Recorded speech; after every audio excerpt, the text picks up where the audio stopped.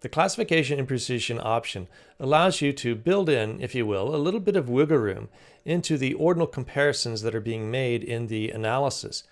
So for these affective realism data, recall that we can compare the positive and neutral ratings, and the expectation is that the positive rating should be higher than the neutral ratings.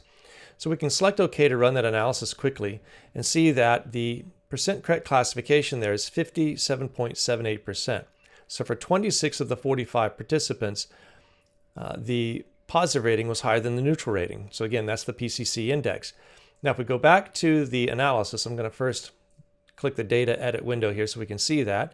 And now select analyses and get to the concatenated orderings there. Now we want to work with this classification imprecision index. Now how this is going to work is, again, by giving a little bit of wiggle room in how the ordinal comparisons are being made. So for example, let's take a look at case number 1. The positive rating is 3.167. The neutral rating is 3.10. Now perhaps based on theory, or perhaps based on previous research or pilot data, you think that such a small difference shouldn't count. That should be an incorrect classification rather than the correct classification. So how can you rule out such small differences? Well, that's what you use the classification imprecision index for. So let's say that based on prior research or theory or whatever your reasoning is, you only want to count as correctly classified differences that are greater than 0.25. So we set the imprecision index into 0.25, and we can just simply run the analysis again. The pattern is still the same there. And as you might guess, the PCC goes down.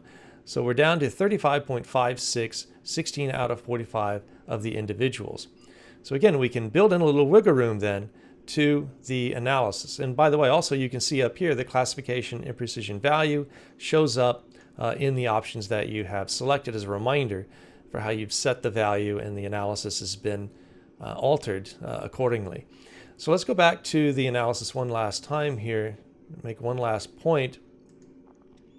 The classification imprecision index here is being applied to the numbers. So the ratings as they are presented in the data edit window, that's what the imprecision index is being applied to. If you're analyzing the deep structures, then it's going to apply to those deep structures. So watch that video on the difference between the numbers and deep structures option, and that will help you understand then how to correctly use the classification imprecision index for either of those options.